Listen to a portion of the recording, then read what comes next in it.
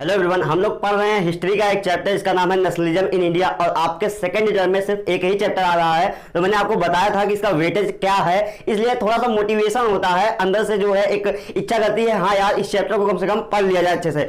जानते हैं जब आप किसी चीज का लक्ष्य निर्धारित कर लेते हैं, मुझे इसलिए इसे पढ़ना है या फिर इसलिए ये काम करना है, तो उसमें मन लगने लगता है। तो मैंने आपको एक लक्ष्य बताया था कि क्यों आपको ये चैप्टर पढ़ना है, क्यों किसी चैप्टर से ज्यादा इंपॉर्टेंस इसे देनी है। तो उसकी वजह ये थी कि इस चैप्टर में जो है ये कम से कम अगर 40 नंबर का आपका पेपर बन रहा है तो 8 नंबर अकेले कंटेंट कर रहा है एक चैप्टर। बाकी सब अगर जो होता है, अगर मान लीजिए सब चैप्टर जो है 8-8 नंबर, सब सब्जेक्ट 8-8 नंबर कंटेंट कर रहे हैं, तो ये कहीं ना कहीं वो सब सब्जेक्ट कहीं ना कहीं वो 2-2 चैप्टर आ रहे हैं, तो 4-4 नंबर एक चैप्टर कंटेंट कर रहा है। ये एक ऐसा सब्जेक्ट है हिस्ट्री, आपके एसएसटी का 40 नंबर का पेपर होने वाला, तो हिस्ट्री अकेले जो होता है 8 नंबर कंटेंट करेगी, और हिस्ट्री में एक ही चैप्टर आ रहा है, इसलिए एक चैप्टर 8 नंबर आपको देने वाला है। तो बहुत बड़ी बात है अपने आप में। तो चलिए, इसीलिए जो मैं आपको पीछे एक वीडियो बना चुका हूं, इसके बारे में बहुत सारी बातें बता दी, वहां पर ना देखा हो तो जरूर देखिएगा। उसमें मैंने बहुत अच्छा खासा कवर किया था कि जैसे महात्मा गांधी जो फर्स्ट वर्ल्ड वार कब हुआ, कैसे हुआ, महात्मा गांधी आए, सत्याग्रह चलाया गया, उसके बाद जो है खिलाफत मूवमेंट चलाया गया, रोलेट एक्ट आया था। तो वो टॉपिक वहां से 3 नंबर के क्वेश्चन बनने के चांसेस हैं, 2 नंबर, 3 नंबर, 1 नंबर, इतना ही क्वेश्चन बनेगा। वहां से आप 4 नंबर 5 नंबर के क्वेश्चन की उम्मीद मत रखिएगा, वहां से 4 नंबर 5 नंबर के क्वेश्चन की उम्मीद मत रखिएगा। इसलिए कह रहा हूं क्योंकि वहां से 4 नंबर 5 नंबर बन सकता है एक पल के लिए, लेकिन उससे अच्छी अच्छी टॉपिक है ना, नॉन कोऑपरेशन, उसके बाद सिविल डिसोबीडियंस मूवमेंट, जो कि 4 नंबर 5 नंबर में बनने वाली है, जो कि मैं आपको आज पढ़ाने वाला हूं। कहीं ना कहीं आपको मैं आज पढ़ाने वाला हूं वो बढ़िया बढ़िया टॉपिक है, जहां से 4 नंबर 5 नंबर के क्वेश्चन देखने को मिलेंगे। तो कहीं ना कहीं वो जो टॉपिक है वो आपको 1 नंबर 2 नंबर 3 नंबर दिलवाने वाली है। तो आप उसे देखिए, समझिए। देखिए, मैं एक कहानी बता रहा हूं आपको, आप शुरू से देखेंगे, कहानी शुरू से समझेंगे तभी मजा आएगा। तो आप उस वीडियो को जरूर देख के आइएगा। मैं अपनी पिछली वीडियो में आपको नहीं कहता हूं कि हर वीडियो में नहीं कहता हूं कि आप पिछली वीडियो देख के आइए तभी देखिए, मैं कहता हूं कि ये देख लीजिए, फिर जाके जो होता है पिछली वीडियो देख लीजिएगा। लेकिन मैं यहां जरूर कहूंगा, हिस्ट्री में मैं आपको एक कहानी बताना चल रहा था, जिससे क्या होगा, कम से कम आप एक कहानी की तरह से याद करें।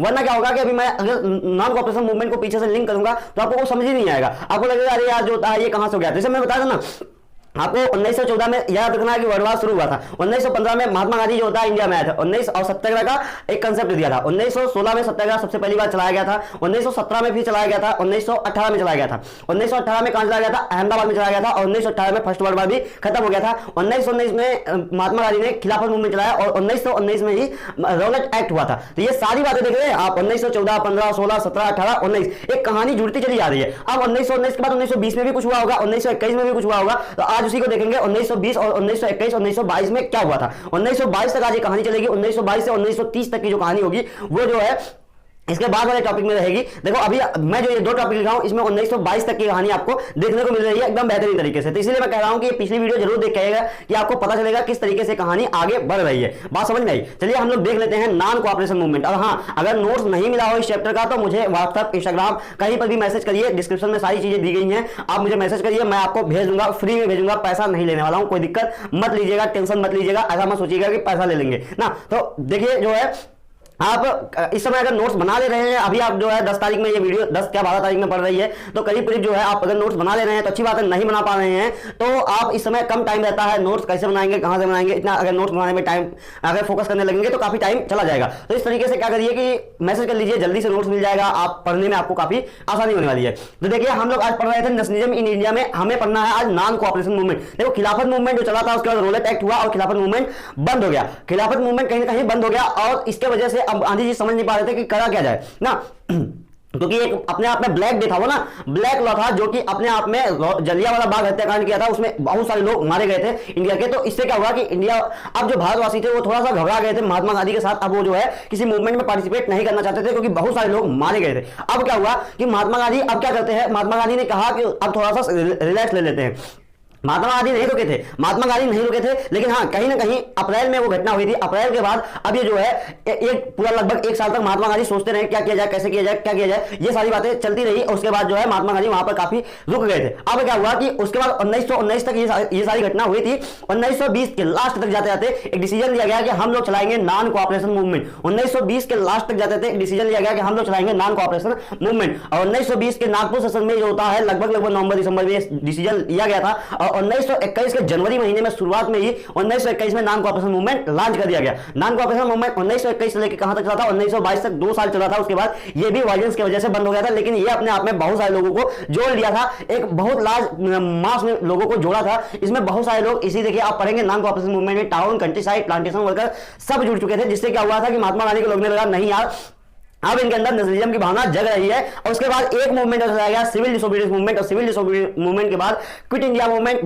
जो कि one of the major movement था, और सिविल डिसोबीडियंस मूवमेंट ही one of the major movement था, जहां पर अब अंग्रेजों को रियलाइज हो गया कि अब ये रुकने वाले नहीं है। उसके बाद क्विट इंडिया मूवमेंट में भारत को जो है अंग्रेजों से विदा कर दिया गया था। तो एक काफी जो होता है, जो आपको मूवमेंट में सबसे बड़ा मूवमेंट देखने को मिला था, तो वो कहीं ना कहीं मतलब एक बड़े मूवमेंट की शुरुआत जहां हुई थी वो नॉन कोऑपरेशन मूवमेंट से हुई थी। और उसके बाद नॉन कोऑपरेशन के बाद सिविल डिसोबीडियंस मूवमेंट अपने आप में इससे बड़ा मूवमेंट हुआ था। और उसके बाद अंग्रेजों को रियलाइज हो गया कि अब भारत छोड़ना पड़ेगा, फिर क्विट इंडिया मूवमेंट में क्विट कर दिया गया अंग्रेजों को भारत से। बात समझ में आई?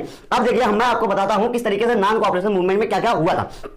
तो नागपुर सेशन 1920 में, नागपुर सेशन 1920 में इसे अप्रूवल मिला था। किसे अप्रूवल मिला था? जैसे कांग्रेस थी ना, कांग्रेस कांग्रेस का गठन तब भी हुआ था ना। ऐसा नहीं है कि कांग्रेस जो होता है, मैंने आपको बताया था 1885 में कांग्रेस बन चुकी थी। मैं आपको पॉलिटिकल पार्टी बताया था, मैं आपको बहुत सारी चीजें पढ़ा चुका हूं, केमिस्ट्री का वीडियो पढ़ चुकी है, फिजिक्स की पढ़ चुकी है, उसके बाद साइंस बायोलॉजी की पढ़ चुकी है, और आपके जो होता है एसएसटी के चारों पार्ट की वीडियो पढ़ रही है और पढ़ती रहेंगी। डेली 1 से 2 वीडियो आ रही है। अगर मेरी तबियत ठीक नहीं है इसलिए जो होता है 1 वीडियो आई थी, और उम्मीद रहेगी अब 1 से 2 वीडियो डेली आती रहे, ताकि जल्दी से जल्दी आपका कवर हो जाए ना।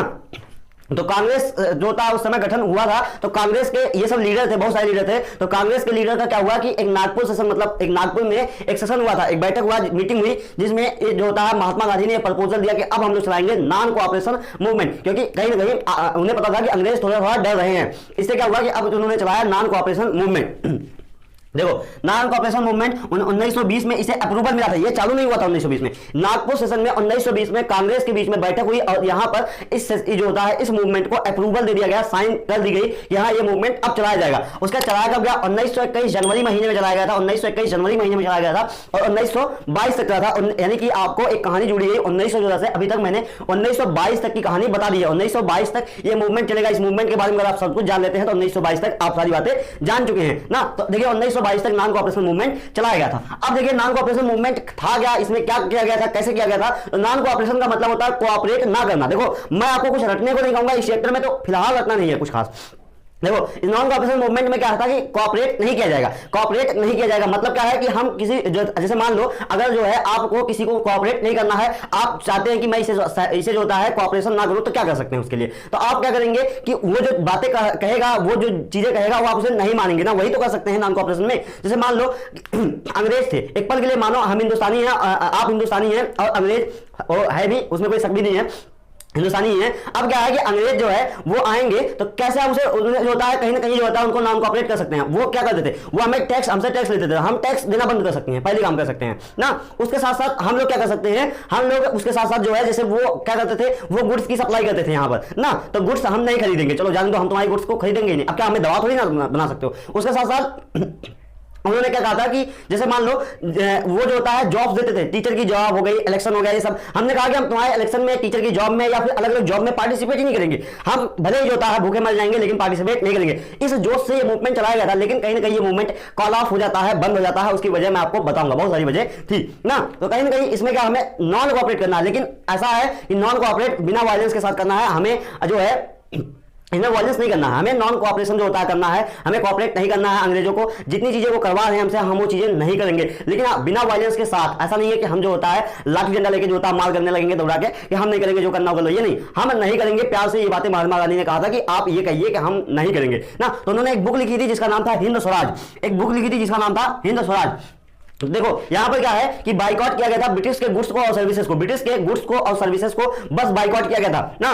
और जो टैक्स वाली बात मैंने कही थी कि टैक्स नहीं देंगे तो वो सिविल डिसोबीडियंस में आएगा। अभी आगे महात्मा गांधी ने कहा अभी तक हम लोग जो है तुम्हारे गुड्स और सर्विसेज को बाइकआउट कर रहे थे, अब हम करेंगे तुम्हारे टैक्स को भी नहीं देंगे, जाओ जो करना हो कर लो। अब महात्मा गांधी थोड़ा सा वायलेंस हुए थे वहां पर ना। तो सिविल डिसोबीडियंस मूवमेंट इसके बाद मैं आपको बताऊंगा। तो अभी देख लेते हैं कि पहले गुड्स और सर्विसेज, इस मूवमेंट को उस मूवमेंट से जोड़िएगा मत। उसमें क्या होता है कि हम आपके टैक्स नहीं देंगे, हम टैक्स नहीं देंगे, हम आपको जो होता है अब आपकी चीजें नहीं मानेंगे। यहां तक था कि हमसे जो हो पाएगा हम प्यार से आपकी चीजों को बाइकआउट करेंगे, सिर्फ बाइकआउट करेंगे। और वहां पर था कि अब हम लोग रूल तोड़ेंगे। रूल तोड़ना जो है और बाइकआउट करना, जब दोनों बातें आएंगी तो वो कहलाएगा सिविल डिसोबीडियंस। और जब सिर्फ और सिर्फ जो है गुड्स और सर्विसेज को बाइकआउट करा जाएगा तो वहां पर सिर्फ और सिर्फ वो नॉन कोऑपरेशन कहलाएगा। तो इन्हें दोनों में क्लियर रहना चाहिए डिफरेंस आपको, वरना आप जोड़ देंगे इसका उसके साथ, उसका इसके साथ, तो वो दिक्कत कर जाता है ना। तो यहां पर क्या था कि नॉन कोऑपरेशन में गांधी जी ने कहा था कि हम आपके जो था गुड्स और सर्विसेज को जो है नहीं लेने वाले हैं, हम आपकी गुड्स और सर्विसेज एकदम बाइकआउट कर देंगे ना, लेकिन रूल नहीं तोड़ेंगे। अभी रूल नहीं तोड़ना है, बस इतनी बात याद रखिएगा, रूल नहीं तोड़ना है। इसमें रूल तोड़ा जाएगा सिविल डिसोबीडियंस में ना।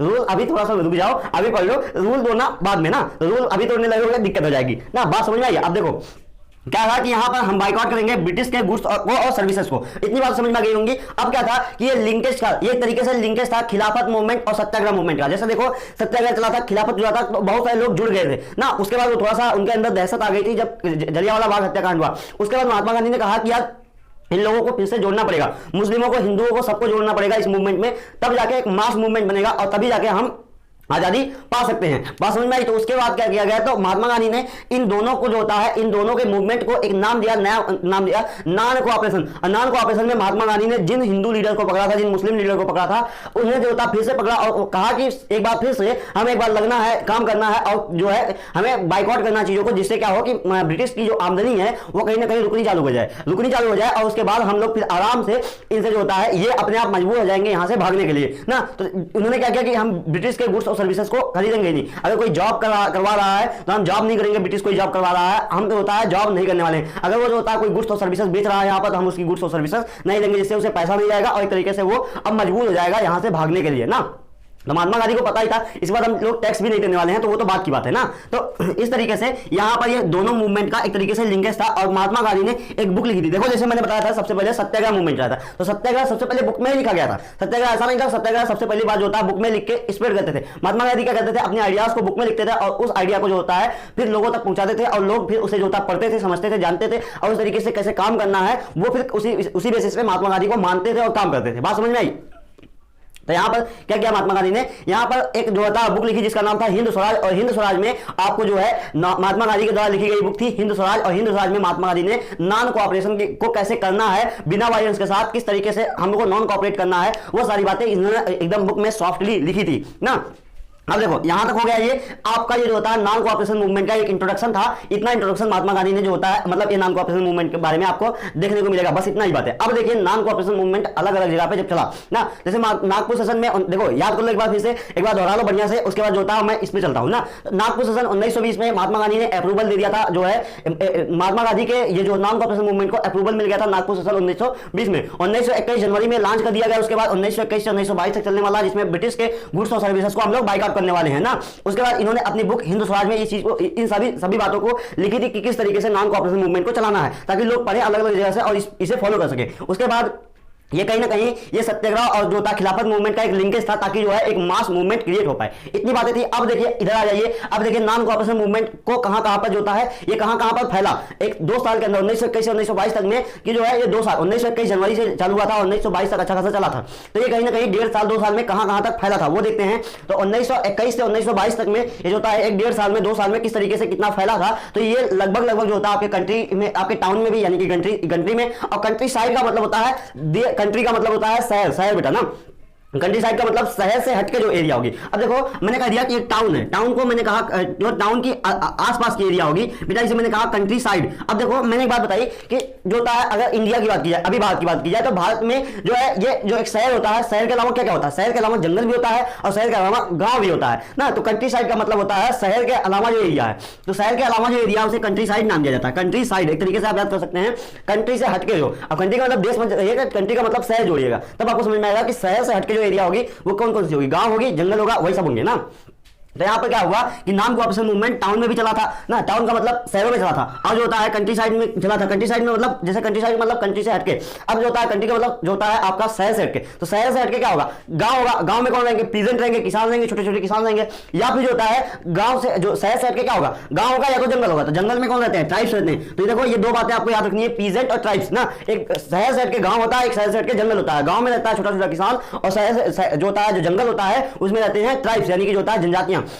तो महात्मा गांधी का जो नॉन कॉपरेशन मूवमेंट था वो टाउन में भी चला था, वो जो था पीजेंट में भी चला था, यानी कि गांव में भी चला था, और जो है वो कहीं ना कहीं जंगलों में जो ट्राइब्स रहते थे उनके बीच में भी ये फैला था, और प्लांटेशन वर्कर के बीच में फैला था। प्लांटेशन वर्कर कौन थे? जो प्लांट टी इंडिगो कॉफी के प्लांट में खेत में जो काम करते थे उनके बीच में ये मूवमेंट फैला था। अब देखते हैं हम लोग कि किस तरीके से कौन कौन जो है मूवमेंट को सही समझा, गलत समझा, क्या समझा ना। जैसे नॉन कॉपरेशन का मतलब गलती क्या हो गई थी नॉन कॉपरेशन में? गलती ये हो गई थी कि लोगों ने हिंद स्वराज समझ लिया था, मतलब खुद का जो हिंद स्वराज की बुक थी इसमें मतलब लोगों ने अपना अपना अलग अलग स्वराज समझ लिया था।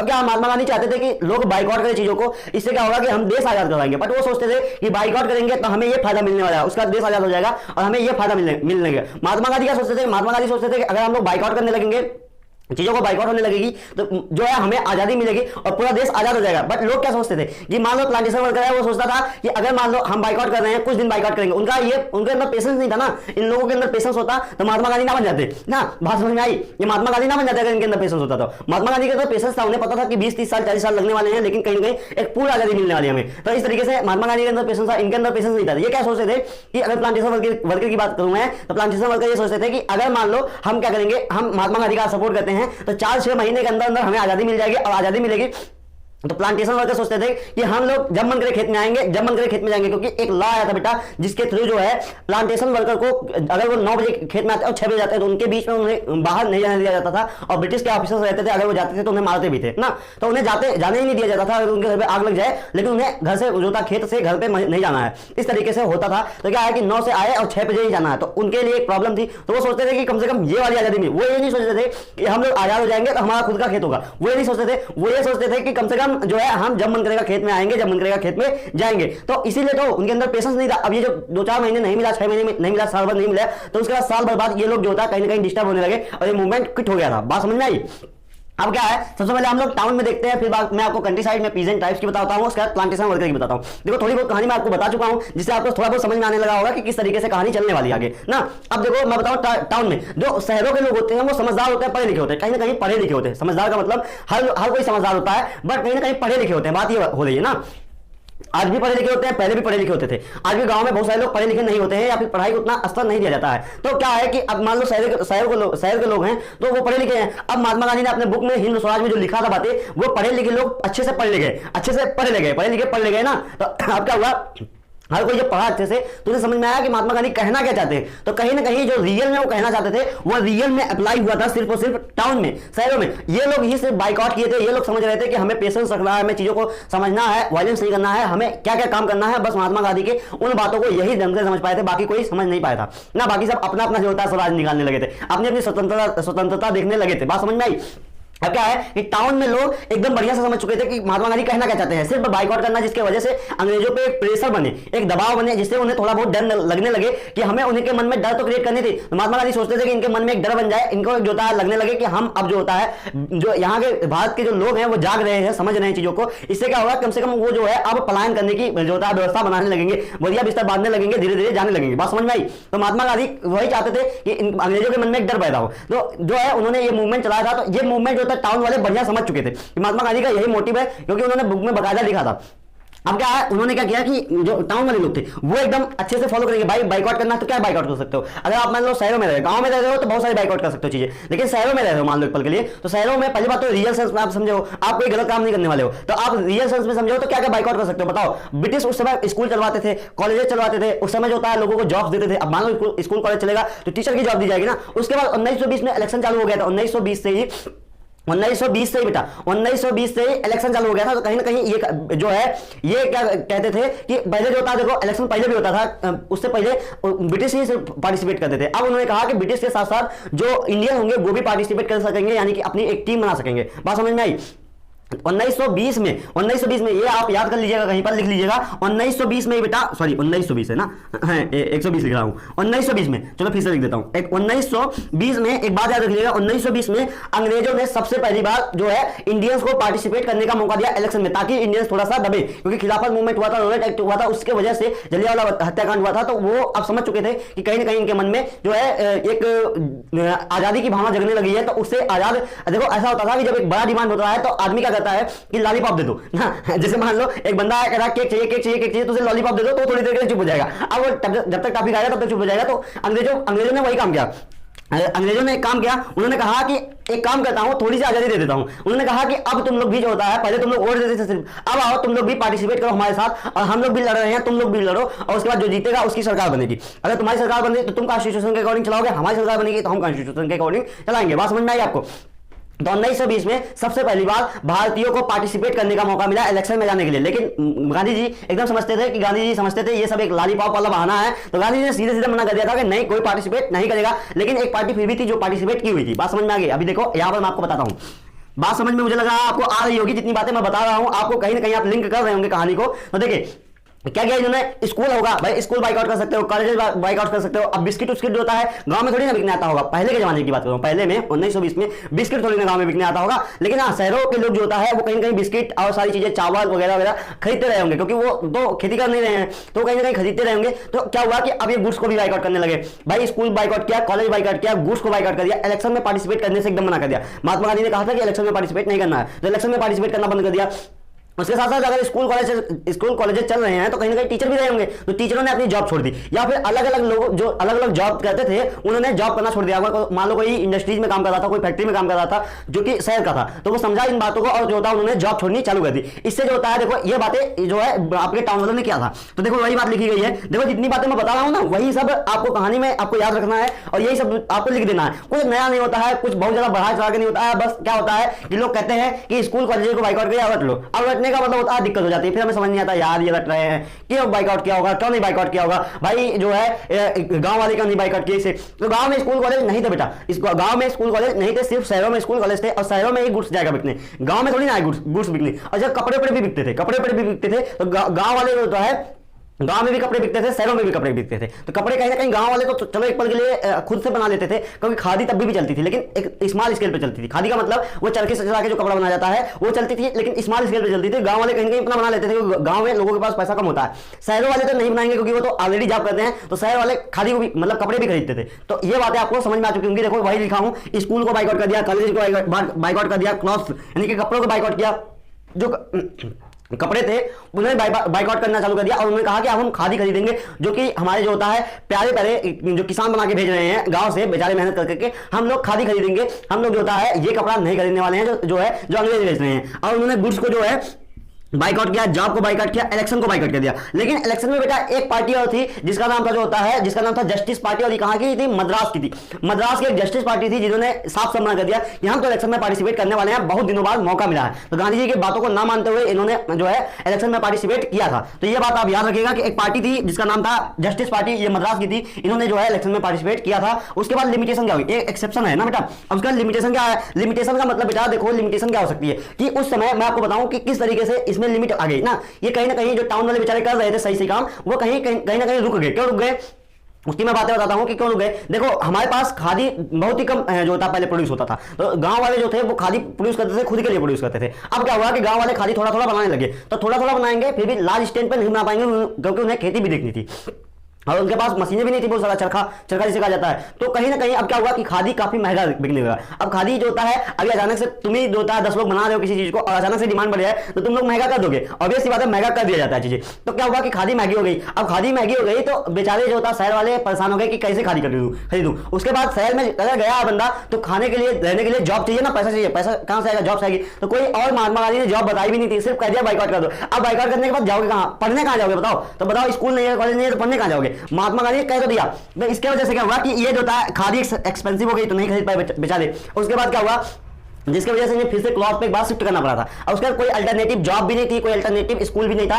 तो एक तरीके से फिर से इन्हें जो होता है वहीं कहीं ना कहीं शिफ्ट करना पड़ा, फिर से पढ़ाना पड़ा, फिर से पढ़ना पड़ा, फिर से वहीं काम करना पड़ा। तो ये जो होता है देखो इतनी लिमिटेशन थी। अब हम लोग मैं आपको बताता हूं कि पीजेंट क्या कहे थे, ट्राइब्स क्या कहते थे, उसके बाद जो था प्लांटेशन वर्कर क्या कहते थे। तो जो होता है अब हम लोग देख लेते हैं, चलिए तो अब देख लेते हैं पीजेंट के बारे में, ट्राइब्स के बारे में और उसके बाद प्लांटेशन वर्कर के बारे में ना। हमने देख लिया टाउन में किस तरीके से हुआ था, टाउन के बाद अब देख लेते हैं पीजेंट। पीजेंट मतलब कंट्री साइड वाले को देख लेते हैं। कंट्री साइड में कौन कौन थे, पीजेंट थे और ट्राइब्स थे। तो कंट्री साइड का मतलब जो देश, जो एक शहर होता है, शहर से हटके क्या होता है, शहर से गांव होता है हटके, या फिर जंगल होता है। तो गांव होगा तो वहां छोटे छोटे किसान रहेंगे, अगर जो होता है जंगल होगा तो वहां ट्राइब्स रहेंगे। तो हम लोग पीजेंट को देख लेते हैं, ट्राइब्स को देख लेते हैं, फिर प्लांटेशन वर्कर हमारे जो होता है, हमने वहां डिवाइडेशन किया था तो वहां प्लांटेशन वर्कर आए थे। उसके बाद जो होता है चौरी चौरा कांड, जहां पर अपना non cooperation movement call of हो जाता है 1922 में, बता दो ना 1921 तक चलने वाला। तो 1922 में कॉल ऑफ हो जाता है चौरी चौरा कांड के बाद। तो बहुत सारे लोगों को चौरी चौरा कांड के बारे में पता होगा, चौरी चौरा कांड कहीं ना कहीं सुना होगा ना। तो जलियांवाला हत्याकांड तो लगभग अमूमन सबने सुना होगा, तो वो तो देख लिया हम लोग। अब चौरी चौरा कांड भी बताता हूं मैं आपको ना।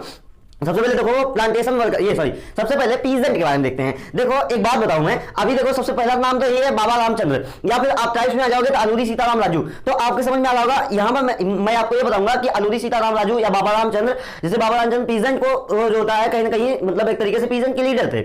नॉन कॉपरेशन मूवमेंट में पीजेंट के लीडर कौन थे, तो बाबा रामचंद्र थे। बाबा रामचंद्र ने जो होता है, बाबा रामचंद्र जो थे ये क्या थे, पीजेंट के लीडर थे। ये पीजेंट को बताते थे ऐसा ऐसा करना है। लेकिन आप अगर अभी पीछे पड़ के आए हो टाउन्स में, तो टाउन्स में आपको कोई लीडर नहीं देखने को मिला। तो ऐसा क्यों था, आपको पता है कि टाउन्स में लोग पढ़े लिखे होते हैं, इसीलिए मैं कह रहा था, देखो बुरा मत मानना, मतलब बुरा ना लगे कि मैं क्यों कह रहा था कि जो टाउन होगा उसमें पढ़े लिखे लोग होते हैं। शहरों में पढ़े लिखे लोग क्यों होते हैं, मैंने क्यों कहा था, देखो शहरों में पढ़े लिखे लोग थे। आज देखो शहरों और गाँव में शिक्षा जो होता है बहुत तेजी के साथ फैल रही है जब से डिजिटल चीजें आई हैं, लेकिन पहले नहीं होता था ऐसा ना। तो पहले जो देखो वहां पर फिर भी पढ़े लिखे लोग थे, तो तभी देखो टाउन्स में ऐसा नहीं हुआ था ना कि टाउन्स में आपको कोई लीडर देखने को नहीं मिला था, क्योंकि टाउन्स में लोग पढ़े लिखे थे, खुद समझ गए थे किताबों को पढ़ के, और जो होता है उन्हें पता चल गया था किस तरीके से नॉन कॉपरेशन मूवमेंट को आगे बढ़ाना धीरे धीरे। लेकिन यहाँ पीजेंट के पास तो कोई पढ़ा लिखा नहीं रहेगा, कोई दो चार जो होता है 200-400 लोगों में से कोई एक दो पढ़ा लिखा होता था। तो अब क्या हुआ कि जैसे बाबा रामचंद्र पढ़े लिखे थे, बाबा रामचंद्र ने पढ़ा, उसके बाद बाबा रामचंद्र ने कहा एक काम करता हूं, मैं अपने लोगों को बताता हूं ये सारी बातें। तो उन्होंने क्या किया कि पढ़ लिख के उसके बाद किताबों को पढ़ा, उसके पढ़ के उन्हें लोगों को बताने लगे कि महात्मा गांधी ऐसा ऐसा करने को कह रहे हैं, तो आप लोग ऐसा ऐसा करिए। बात समझ में आई। इसलिए पीजेंट के ट्राइब्स के आपको क्या बोलते हैं, आपको देखने को मिल जाएंगे लीडर्स ना। बात समझ में आ गई होगी मुझे लगता है। अब देखो मैं बताता हूं पीजेंट के बारे में। तो पीजेंट में देखो सबसे पहले बात तो क्या क्या हो सकता है, जो गांव है, पीजेंट का मतलब बेटा है गांव समझना, गांव समझना, पीजेंट मत समझना, छोटे किसान मत समझना, पूरे गांव से लिंक करना ना। तो पूरे गांव से जब लिंक करोगे तो आपको चीजें बढ़िया से बेहतरीन तरीके से समझ में आएगी। तो पीजेंट में बाबा रामचंद्र जो थे वो लीड कर रहे थे पीजेंट को, पहली बात हो गई।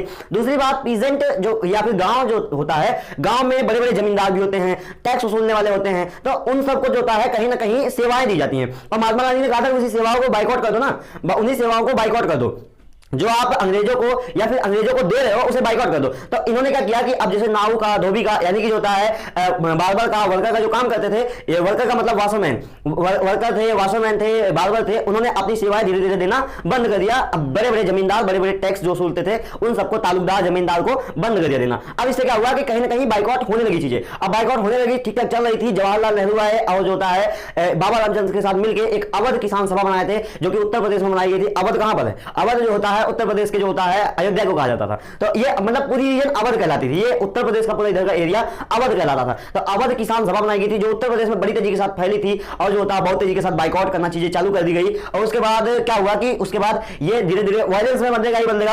ये देखो यहाँ पर वायलेंस में बदल गया, फिर ट्राइब्स में वायलेंस में बदल गया था, प्लांटेशन फील्ड में जो होता है वहां पर वायलेंस नहीं हुआ था, लेकिन फिर चौरी चौरा कांड हो गया, जिसकी वजह से ये वायलेंस थोड़ा थोड़ा चल रहा था कि सह रहे थे, चलो कोई बात नहीं, इतना वायलेंस चलता है। लेकिन जब बड़ा कांड हुआ, जब बड़ा वायलेंस हुआ, तो उसके बाद ये बंद कर दी गई ना, क्योंकि पहले खिलाफत मूवमेंट में हम लोगों ने थोड़ा बहुत वायलेंस दे दिया था अंग्रेजों को, तब वो उतना वायलेंस सहना सीख गए थे। देखो महात्मा गांधी एक एक स्टेप को धीरे धीरे करके उठाए थे। महात्मा गांधी चाहते तो सीधे सीधे सिविल डिसोबीडियंस मूवमेंट चला सकते थे, बट सिविल डिसोबीडियंस मूवमेंट चलाते तो एक तरीके से वो क्या हो जाता, वो एक तरीके से पूरा दंगा फसाद हो जाता, और जो था बहुत सारे लोग मारे जाते, और उसके बाद ये बहुत गलत हो जाता। तो महात्मा गांधी क्या करते थे कि महात्मा गांधी एक काम करते थे कि पहले थोड़ा सा दो ना, पहले थोड़ा सा वायलेंस करो, फिर थोड़ा ज्यादा वायलेंस करो, अगले स्टेप में फिर थोड़ा वायलेंस करो, फिर अगले स्टेप में थोड़ा और वायलेंस करो। इस तरीके से वायलेंस करते करते एक दिन सीमा पार कर दो। एक बैग सीमा पार करोगे तो किसी को बुरा लग जाएगा ना। अगर एक बार थोड़ा वायलेंस कर देते हो तो अब होता है इसमें भले मार झगड़ा होगा, लेकिन इस वायलेंस के बाद कहीं ना कहीं अब अंग्रेज ये वायलेंस सुनना सीख जाएंगे। अब क्या होगा, इतना वायलेंस करोगे तो अंग्रेज अब नहीं बोलेंगे, अगली बार जब उससे ज्यादा वायलेंस करोगे ना तो फिर बोलेंगे, फिर उसके बाद अगली बार इतना वायलेंस अब जो आगे तक किए थे वो सीख जाएंगे, उसके बाद जब और वायलेंस करोगे तब जाके बोलेंगे। तो यही गांधी जी करते थे, पहले उन्होंने सत्य का आग्रह करवाया, फिर थोड़ा सा खिलाफत मूवमेंट चलाया जहां पर एक जलियांवाला हत्याकांड हो गया था, उसके बाद खिलाफत मूवमेंट के बाद नॉन कोऑपरेशन मूवमेंट चलाया, फिर उसके बाद यहां पर जो होता है यहां पर फिर एक चौरी चौरा कांड हो गया, फिर उसके बाद उन्होंने लाया civil disobedience movement. Civil disobedience movement में इन्होंने कहा कि बाइकआउट भी करो और रूल भी तोड़ो। तो अभी मैं आपको सिविल डिसोबीडियंस मूवमेंट भी बताता हूं, पहले हम लोग नॉन कोऑपरेशन मूवमेंट देख लेते हैं ना। देखो सबसे पहले पीजेंट के लीडर थे वो बाबा रामचंद्र थे। मैंने लगभग आपको इसके बारे में बता दिया। अभी देखो सब सारी बातें जो लिखा है वही सब बताया है ना, वही सब जो बताया वही सब लिखी गई है। तो बाबा रामचंद्र क्या थे? बाबा रामचंद्र लीडर थे पीजेंट के नॉन कोऑपरेशन मूवमेंट में। नॉन कोऑपरेशन मूवमेंट में पीजेंट के लीडर कौन थे? पीजेंट के लीडर थे बाबा रामचंद्र। ठीक है, समझ में आ गई बातें। अब क्या था कि यहां पर बाइकआउट करने को कही गई थी, तो बाइकआउट हुई थी सर्विसेज, जैसे नाई और धोबी की सर्विसेज बाइकआउट कर दी गई थी, फिर वर्कर की भी आप सर्विसेज बाइकआउट कर दी गई थी ना। तो नाई का मतलब जो होता है बार्बर, और धोबी का मतलब जो होता है वॉशरमैन, और जो होता है वर्कर्स, तीनों की सर्विसेज जो होता है जो दी जा रही थी, किसे दी जा रही थी? बड़े बड़े जमींदार को, बड़े बड़े तालुकदार को ना, जो टैक्स वसूलते थे उन्हें बाइकआउट करना चालू कर दी गई। उनके घर पे जो होता है कोई नाई बाल काटने नहीं जाता था। अब कहां जाओगे बाल कटवाने? तो बात समझ में आ रही थी इस तरीके से। फिर बाबा रामचंद्र और जवाहरलाल नेहरू दोनों मिलकर एक जो होता है अवध किसान सभा बनाते हैं, एक अवध किसान सभा बनाते हैं। अवध किसान सभा में लोग जुड़ते जाते हैं और उन लोग जो होता है ये बराबर भाषण देते हैं अलग अलग जगह पे जाके, और एक जो होता है पूरी टीम बन जाती है, और ये लोग जो होता है सारे किसान इस तरीके से करने लगते हैं जिस तरीके से ये जवाहरलाल नेहरू और जो होता है बाबा रामचंद्र कहते हैं ना, क्योंकि महात्मा गांधी जैसे कहते थे वो लोग इन्हें मानते थे, और ये जो होता है इस तरीके से अवध किसान सभा में वो बातें इंट्रोड्यूस करते थे, और वो सारे किसानों को वो बातें पहुंचती थी, और सारे किसान उस तरीके से करते थे। लेकिन एक बात बता दूं कि बाबा रामचंद्र जवाहरलाल नेहरू दोनों के दोनों गरम दल के थे। नरम दल के बहुत ही कम लोग होते हैं, इसमें से महात्मा गांधी एक थे। महात्मा गांधी बहुत नरम दल के थे। महात्मा गांधी कहते थे कि बिना वायलेंस के हम लोग आजादी पा लेंगे, लेकिन ये लोग कहते थे कि नहीं यार, बिना जो होता है बिना जो है हम लोग वायलेंस की आजादी नहीं पाएंगे। देखो महात्मा गांधी भी वायलेंस करके आजादी पा सकते थे, बट उन्हें पता था कि अगर हम वायलेंस करके आजादी पाएंगे तो कहीं ना कहीं एक बार अगर हम अपने वायलेंस करेंगे तो खून खराबा होगा, और खून खराबा अगर हमारे देश के लोगों को लग जाएगा तो वो बराबर मार झगड़ा करते रहेंगे। देखो एक बार अगर जो होता है शेर के मुंह में या शेर के दांतों में खून लग जाता है तो बराबर जो होता है मांस खाने की इच्छा रखेगा। बात समझ में आ रही? यही महात्मा गांधी जानते थे, इसीलिए महात्मा गांधी इन सबसे बच के रहना चाहते थे। महात्मा गांधी चाहते तो मात्र अपना देश 1920-1925 में आजाद हो गया था। अगर महात्मा गांधी ना होते तो, महात्मा गांधी थे तभी हमारा देश 1950 तक आजाद हुआ था। लेकिन एक बात और थी कि अगर हमारा देश 1925 तक 1920 तक आजाद हुआ अगर हुआ होता तो क्या होता? ये बात आपको जो होता है नई शिक्षा नीति आएगी तो ये सब पढ़ाया जाएगा, फिर से पढ़ाया जाएगा। तो इसमें ऐसे पैटर्न्स रखे गए हैं। तो अगर मान लो एक पल के लिए महात्मा गांधी ना होते, महात्मा गांधी होते हैं ना, महात्मा गांधी मतलब एक पल के लिए ये सोचो महात्मा गांधी थे तो हमारा देश 1950 तक आजाद हुआ, लेकिन आज तक 1950 के बाद किसी की औकात नहीं हुई कि हमारे ऊपर भी हुकूमत कर सके। बात समझना क्यों? क्योंकि एक कॉन्स्टिट्यूशन लागू हो गया, एक नियम लागू हो गया, जिसकी वजह से अब हमारा देश पूरा स्मूथली चलने लगा। लेकिन अगर वहीं महात्मा गांधी ना होते तो 1920 तक 1925 तक आजाद हो जाता। लेकिन एक बात और थी, अगर 1920-1950 तक आजाद होता तो उसके बाद फिर कहीं ना कहीं वो बहुत ज्यादा दिन नहीं चल पाता, वो अमीरों और गरीबों या फिर जो होता है अमीरों और गरीबों में गुलाम हो जाता। फिर अपने देश के लोग जो होता है एक दूसरे को मारते काटते फिर आजाद होता, और फिर कहीं ना कहीं हिंदू मुस्लिम में गुलाम हो जाता, फिर एक बार मार काट होती। इस तरीके से बार बार चलता रहता। एक बात याद रखना कि अगर जो होता है कोई भी चीज जब आपको बहुत समय बाद मिलती है तो बहुत कहीं ना कहीं बहुत खूबसूरत होती है। बात समझ आई? अगर जो होता है आजादी हमें काफी दिन बाद मिली है तो कहीं ना कहीं वो आजादी आज तक स्थिर है, वरना वो आजादी जो होता है 1920 में ली गई थी गरम दल के द्वारा, तो वो आजादी आज टिक नहीं पाती, पक्का नहीं टिक पाती, क्योंकि ये सब चीजें विदेशों में हो चुकी हैं। अलग अलग देशों में गरम दल वालों ने फ्रांस में लिया था आजादी, कोई बहुत बड़ी बात नहीं है। उसमें यही पैटर्न देखने को मिला था कि फिर जो होता है जो हाई कास्ट वाले थे या फिर जो होता है रिच पीपल्स थे वो पुअर पीपल्स को दबाना चालू कर दिए थे। ये सब चीजें होती है अगर कॉन्स्टिट्यूशन नहीं बनता है तो ना। तो महात्मा गांधी इस चीज को जानते थे, महात्मा गांधी पढ़े लिखे थे, ये सब हमारे देश से पहले हो चुकी थी। महात्मा गांधी पढ़े लिखे थे, महात्मा गांधी उन सबके इतिहास को पढ़े थे, तो वो जानते थे कि अगर हम लोग भी गरम दल से आजादी ले लेंगे तो उसका कोई मतलब नहीं बनने वाला, क्योंकि हम अपने देशवासियों को एक तरीके से खून का लत लगा देंगे, और खून की लत लग जाएगी तो फिर मारकाट जरूर करेंगे कभी ना कभी। तो इसीलिए महात्मा गांधी चाहते थे कि हम खून खराबा आपस में मत करें कम से कम। हाँ, अंग्रेजों के प्रति जो होता वो उनके प्रति भी नहीं चाहते थे, लेकिन अंग्रेजों के प्रति कहीं कहीं हो जाता था। लेकिन वो चाहते थे कि अपने प्रति ना करें, क्योंकि हम अपने लोगों के मन में कम से कम एक रहेगा कि हम हिंदुत्व हैं, या फिर सॉरी हम एक तरीके से हम लोग जो है वो क्या है, हम लोग कहीं ना कहीं इंडियंस हैं, भारतीय हैं। इस बात का जो होता है हमारे अंदर रहे, एक जो होता है इच्छा जगी रहे, एक फीलिंग जगी रहे, ताकि जो है नेशनलिज्म की भावना जगी रहे और हमारा देश फिर कभी गुलाम ना हो ना। तो वो ये चीज जानते थे, इसीलिए वो नेशनलिज्म की फीलिंग को कभी तोड़ना नहीं चाहते थे। अगर नेशनलिज्म की फीलिंग को तोड़ देते एक बार तो बहुत बुरा हो जाता। तो देखो बाबा रामचंद्र और जवाहरलाल नेहरू अवध की सभा बनाते, अवध किसान सभा बनाते हैं, अवध की नहीं अवध किसान सभा, अवध किसान सभा बनाते हैं, और अवध किसान सभा में वो लोगों को ये चीजें बताते रहते हैं। उसके बाद क्या होता है, देखो कि ये दोनों के दोनों गरम दल के थे, तो कहीं ना कहीं वो महात्मा गांधी से थोड़ा बहुत जो होता है हटके बताते थे, ताकि वो जो होता है एक तरीके से अगर कोई मारे हो तो मार दो उसे, इस तरीके से भी वो बता दिया करते थे। अब उसमें क्या हुआ कि इसी की वजह से अटैक हो गया था तालुकदार के हाउसेस पे। उसके बाद किसान धीरे धीरे भड़कने लगे, जब तालुकदार जो होता है आके उन्हें मारने लगे, पीटने लगे, धमकाने लगे कि क्या नहीं करेगा तू नहीं करेगा जो होता है मेरे घर पे जो होता है काम, तो कौन करेगा, इस तरीके से चीजें, मैं तेरी जमीन ले लूंगा, तेरा जो होता है बीबी बच्चों को ये कर दूंगा वो कर दूंगा। तो उसके बाद क्या हुआ कि वो जो वर्कर्स थे, वो जो किसान थे छोटे छोटे, वो भड़क गए। भड़कने के बाद उन्होंने तालुकदार के घरों पे हमला कर दिया। हमला करने के बाद आप जानते हैं वायलेंस हो गया था। तो इस तरीके से इनमें ये हुआ। अब हम लोग देख लेते हैं ट्राइब्स में क्या हुआ था। अब देख लेते हैं ट्राइब्स में क्या हुआ था। तो ट्राइब्स में देखो क्या हुआ था कि ट्राइब्स को भी उसी तरीके से लीड कर रहे थे। एक नाम था, इनका नाम था अलूरी सीताराम राजू। इनके बारे में पढ़ने में बड़ा मजा आता है। अलूरी सीताराम राजू इनका नाम था।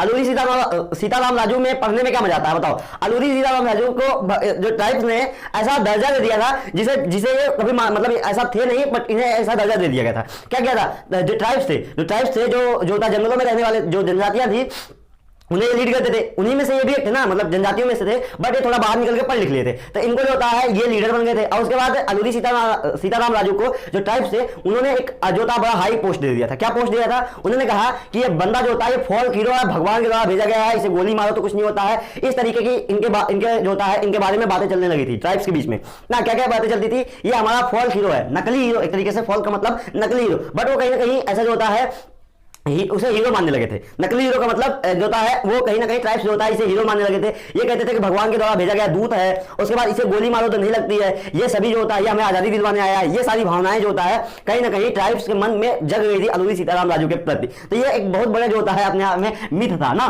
तो अलूरी सीताराम राजू कौन थे, ट्राइब्स को लीड कर रहे थे जो नॉन कोऑपरेशन मूवमेंट में। उसके बाद इन्हें फॉल्क हीरो बनाया था, किसने, ट्राइब्स ने बनाया था, किस अलूरी सीताराम राजू को फॉल्क हीरो का दर्जा दिया था। उसके बाद क्या है कि जो होता है, अच्छा ट्राइब्स रहेंगे कहां, अभी बात कर लेते हैं कि भाई ट्राइब्स का जो मूवमेंट था नॉन कोऑपरेशन मूवमेंट, ट्राइब्स ने जो पार्टिसिपेट किया था वो कहां से पार्टिसिपेट किया था, तो आंध्र प्रदेश से किया था। और आंध्र प्रदेश में आपको पता है हिली एरियाज हैं, फॉरेस्ट है, माउंटेन्स हैं। तो हिली एरियाज, फॉरेस्ट और माउंटेन्स ऑफ आंध्र प्रदेश के हिली एरियाज, माउंटेन, फॉरेस्ट में जो होता है ये देखने को मिला था। अच्छा बहुत जगह से, एक बात और बता दूं, सिर्फ आंध्र प्रदेश से नहीं बहुत जगह से ट्राइब्स पार्टिसिपेट किए थे, बट उसमें से एक अलूरी सीताराम राजू की वजह से ये हमें पढ़ने को मिलता है कि अलूरी सीताराम राजू जो होता है वो फॉल्क हीरो बना दिए गए थे ना। इस वजह से इनका नाम हमें पढ़ने को मिलता है, ताकि हमें पता चले कम से कम ट्राइब्स पार्टिसिपेट किए थे। और फिर जब अलग अलग जगह के ट्राइब्स पार्टिसिपेट किए थे तो हमारे दिमाग में आता कि किस जगह के ट्राइब्स को पढ़ा जाए, तो एक ट्राइब्स को पढ़ लेते हैं, उस तरीके से हमें पता चलेगा ट्राइब्स भी पार्टिसिपेट किए थे। तो वहां पर अलूरी सीताराम राजू वाला कैरेक्टर अच्छा लग रहा था, तो हमने कहा कि इन्हीं को पढ़ लेते हैं ना। जब आप डिटेल में पढ़ोगे हिस्ट्री को तो आपको पता चलेगा कि अभी बहुत सारी जगह से ट्राइब्स भी पार्टिसिपेट किए थे। तो अलूरी सीताराम राजू जो होता है एक तरीके से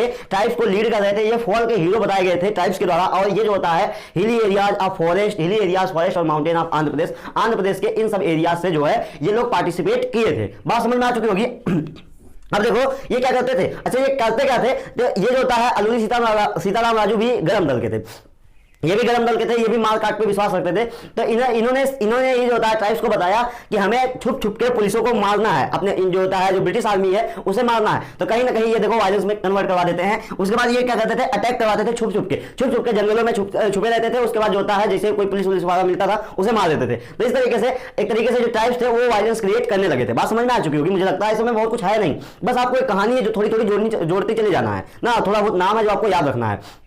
देखो 1921 से 1922 के बीच में इतनी चीजें हुई थी, अलग अलग जगह से अलग अलग लोग पार्टिसिपेट किए थे, टाउन से लोग पार्टिसिपेट किए थे, उन्होंने सही मतलब समझा था। उसके बाद पीजेंट आए थे जहां बाबा रामचंद्र ने लीड किया था। उसके बाद बाइकआउट किया गया था नाई और धोबी, क्योंकि ये गांव में है तो गांव में यही सब सर्विसेज जो होता है होती है वर्कर्स की, इन्हें जो होता है एक तरीके से बाइकआउट किया गया था। किसके प्रति बाइकआउट किया गया था, बड़े बड़े फार्मर्स और जो था तालुकदार के प्रति जो है इन्हें बाइकआउट किया गया था। एक नाम याद रखना है, बाबा रामचंद्र और जवाहरलाल नेहरू ने मिलकर अवध किसान सभा बनाई थी जो कि उत्तर प्रदेश की थी एक तरीके से। और उसके बाद जो होता है इन्होंने तालुकदार के, धीरे धीरे वायलेंस होगा ही होगा, ऑब्वियस सी बात है। और वायलेंस हुआ तो उसके बाद तालुकदार के घरों पे हमला कर दिया गया था, जिसके बाद ये जो होता है एक तरीके से बंद करने का कारण बना था। ये सारे कारण जो होता है कारण जो है ये कहीं ना कहीं बंद करने का कारण बन गया था जो होता है नॉन कोऑपरेशन को। उसके बाद ट्राइब्स की बात करते हैं तो ट्राइब्स में क्या हुआ था कि अलूरी सीताराम राजू लीड कर रहे थे, इन्हें फॉल्क हीरो बताया गया था, इन्हें भगवान का दूत बताया गया था, इन्हें गोली नहीं लगेगी ऐसा जो है ट्राइब्स के मन में विश्वास हो गया था। उसके बाद क्या हुआ था कि कहां से ये पार्टिसिपेट किए थे, hilly areas, forest, mountains of Andhra Pradesh. और उसके बाद जो होता है ये पुलिस पे अटैक कर दिए थे, जिसकी वजह से अटैक करते थे पुलिस और आर्मी पे अटैक करते थे, उन्हें मारते थे, जिस वजह से धीरे धीरे करके आपका जो होता है ट्राइब्स भी वायलेंस में चले गए थे। तो इस तरीके से चीजें हो रही थी। अब हम लोग देख लेते हैं प्लांटेशन। अब प्लांटेशन वर्कर्स के बारे में देख लेते हैं। प्लांटेशन वर्कर्स भाई क्या है, आप एक चीज याद रखेंगे, प्लांटेशन वर्कर्स में एक जो होता एक्ट आया था 1859 में ना, 1859 में एक एक्ट आया था, उसका नाम था inland immigration act. Inland immigration, अगर आप इसे याद कर लेते हैं तो आपको जो होता है प्लांटेशन के बारे में सब कुछ पता चल जाएगा। क्या था, एक एक्ट आया था जिसका नाम था inland immigration act. Inland immigration act क्या कहता था भाई, इनलैंड इमिग्रेशन एक्ट अंग्रेजों के द्वारा 1859 1860 से एक साल पहले ना, ऐसे तरीके से याद करेंगे तो अच्छा लगेगा, मतलब अच्छा नहीं रहेगा बट ठीक है 1859 ना, लगभग 1860 इस तरीके से याद कर लीजिएगा, क्योंकि 59 थोड़ा सा जो होता अटपटा लगता है याद करने में ना। तो 1860 भी लिख देंगे तो कोई गलत नहीं काटने वाला। एक बात याद रखिएगा, वो थोड़ा बहुत आसपास की चीजें चलती हैं। तो इनलैंड इमिग्रेशन एक्ट 1859 1860 में लगभग आया था। उसमें जो होता है अंग्रेजों ने एक रूल लागू किया था कि कोई भी प्लांटेशन, क्योंकि उन्हें प्लांटेशन का जो होता है, प्लांटेशन में क्या कहता है बेटा, टी प्लांटेशन आता है, कॉफी प्लांटेशन आता है, और उस समय इंडिगो प्लांटेशन, इंडिगो हम लोग नील की खेती करवाई जाती थी, टी की खेती करवाई जाती थी, कॉफी की खेती करवाई जाती थी। और ये जो होता है इन तीनों चीजों की विदेशों में बड़ी हाई डिमांड थी। तो अंग्रेज जो होता है चाहते थे कि इसका ज्यादा से ज्यादा प्रोडक्शन हो, इसलिए उन्होंने एक एक्ट लाया था, इनलैंड इमिग्रेशन एक्ट। और इस एक्ट के तहत उन्होंने कहा था कि जो वर्कर जिस टाइम पे आएगा उसके बाद जब उसकी छुट्टी होगी तभी हो जाएगा। अगर वो 9 बजे आ गया है तो 6 बजे ही जाएगा, उससे पहले वो बीच में नहीं जा सकता है। बस इतनी बातें कही गई थी। अगर वो बीच में जाने की कोशिश करता था उसे मारा भी जाता था और उसे जो होता है रोक लिया जाता था, नहीं जाने दिया जाता था। ठीक है, उसे पैसा भी नहीं दिया जाता था अगर वो चला गया तो गलती से। और उसके बाद इन्होंने एक जो होता है, अगर किसी के घर पे आग लग जाए, कुछ भी हो जाए, तूफान आ जाए, लेकिन आपको प्लांटेशन छोड़ के नहीं जाना है। बारिश हो रही है तो भी रहना है, जब से आए हो जब तक रहना तब तक रहोगे, बीच में नहीं जा सकते हो।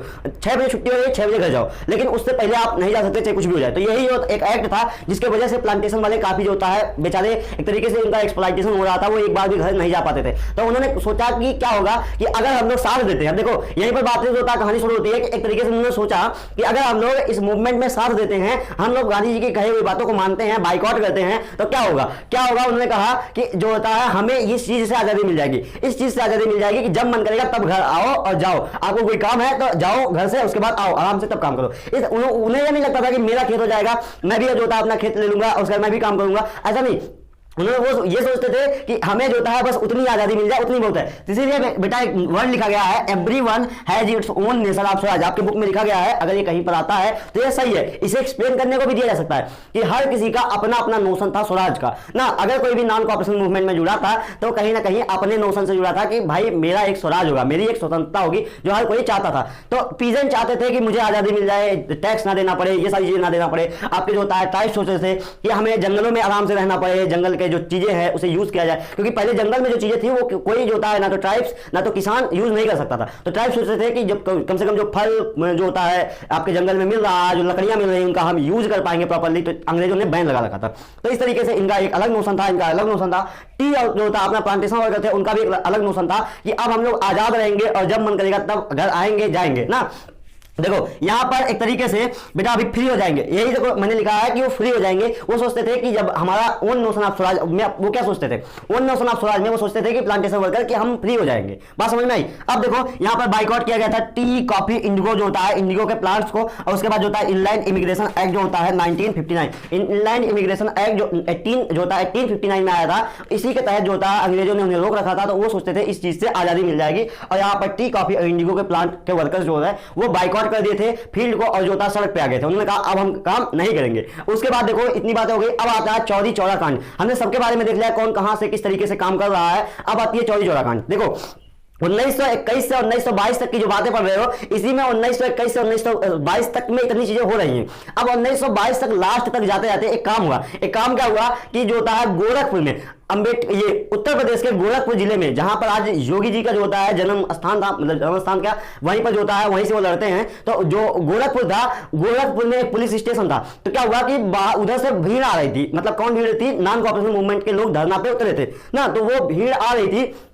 तो पुलिसों ने क्या किया भाई, इंडियन आर्मी के जो पुलिस थे, इंडियन जो होता है ब्रिटिश आर्मी के जो पुलिस थे, उन्होंने क्या किया कि ब्रिटिश के जो पुलिस थे उन्होंने क्या किया कि देखा कि बड़ी भीड़ आ रही है। अब ये लोग थे सिर्फ और सिर्फ 22-23 लोग, 21-22 लोग थे, सिर्फ 21-22 लोग थे। तो उन्होंने सोचा कि यार किया क्या जाए। अब ऐसे में उन्होंने काम किया, उन्होंने किया अपने आप को लॉक, और उन्होंने पुलिस स्टेशन में जल्दी ले गया। उसके बाद उन्होंने सोचा कि मार देंगे हमें को, वो तो जो होता है गुस्से में आ रहे थे, इन्हें लगा इन्हें मार देंगे। तो एक काम करें, उन्होंने पुलिस स्टेशन को जो होता है अंदर से बंद किया और उसके बाद अंदर चले गए। उसके बाद फोन कर दिया कि इस तरह भीड़ आ रही है। तो उधर से टीम आ रही थी, लेकिन टीम आएगी तो आधा घंटा 45 मिनट लगेगा ना। और ये लोग क्या किए कि मिट्टी का तेल, डीजल, पेट्रोल लेके चारों तरफ से छिड़क दिया। उसके बाद वहां पर आग लगा दी, जिसके वजह से वो अंदर ही 22 लोग मार गए। 21 जो होता है पुलिस और एक जो होता है हेड कांस्टेबल यानी कि दरोगा जिसे कहा जाता है, वो जो होता है, इतने लोग वहां पर जल के मर गए। उसके बाद ये हो गया बहुत बड़ा वायलेंस। और उसके बाद महात्मा गांधी ने अपना नॉन कॉपरेशन मूवमेंट को वहीं पर कॉल ऑफ कर दिया था। तो देखो चौरी चौरा कांड जो था 1922 में हुआ था। यहाँ पर पुलिस स्टेशन को फायर कर दिया गया था गोरखपुर में। 21 पुलिस जो था उसके साथ एक हेड मारे गए थे, मर गए थे। उसके बाद ये वायलेंस में क्रिएट हो गया। उसका महात्मा गांधी ने इस मूवमेंट को कॉल ऑफ कर दिया। चौरी चौरा कांड 2 नंबर में आता है। तो 2 नंबर में चौरी चौरा कांड आता है। पूछा जाता है 1 नंबर में कि जो है नॉन कॉपरेशन मूवमेंट का कॉल ऑफ करने की वजह क्या थी। तो मेन वजह चौरी चौरा कांड थी। चौरी चौरा कांड के बारे में बताओ। इस तरीके से ये पीजेंट के बारे में पूछ लेगा 3 नंबर में, ट्राइब्स के बारे में पूछ लेगा 3 नंबर में, प्लांटेशन वर्कर के बारे में पूछ लेगा 2 नंबर में। अगर जो था टाउन्स वाले को पूछ लेगा 1-2 नंबर में कि नॉन कॉपरेशन मूवमेंट से टाउन्स किस तरीके टाउन्स पीपल्स किस तरीके से अफेक्टेड हुए थे। वो सारी बातें आपको टाउन्स में सब कुछ लिखना पड़ेगा। फिर जितनी बातें बताया सब कुछ लिखना पड़ेगा। इस तरीके से सारे क्वेश्चंस बन सकते हैं। अगर इस तरीके से क्वेश्चंस नहीं बन रहे हैं, मेरी बात सुनिए, अगर इस तरीके से क्वेश्चंस नहीं बन रहे हैं तो एक क्वेश्चन बड़ा सा भी बन सकता है 5 नंबर में कि नॉन कोऑपरेशन मूवमेंट से कौन कौन किस तरीके से अफेक्टेड हुआ था। सारी बातें आप लिखिए जोड़ के। तो बात समझ में आ गई होगी आपको किस तरीके से यहां से क्वेश्चंस बनेंगे। ये लेक्चर काफी इंपॉर्टेंट है। उसके बाद अब हम लोग अगला लेक्चर जो करने वाले हैं वहां पर मैं आपको बताऊंगा 1922 से 1930 के बीच में क्या हुआ था, सिविल डिसोबीडियंस बताऊंगा। सिविल डिसोबीडियंस के बाद हम लोग पढ़ने वाले हैं साल्ट मार्च और जो होता है फिर जो है इसके बाद अपना जो होता है चैप्टर खत्म हो जाएगा। इतनी बातें आपको है जो कि 1 से 2 लेक्चर में एकदम प्यारे तरीके से मैं आपको समझा दूंगा। तो बहुत आराम से पढ़ाऊंगा, एकदम बेहतरीन तरीके से पढ़ाऊंगा जो है, ताकि आपको सब कुछ समझ में आए और यहां से 8 नंबर आप लेके जाएंगे, पक्का लेके जाएंगे ना। तो पढ़ाई करते हैं, चलिए मिलते हैं हम लोग नेक्स्ट वीडियो में।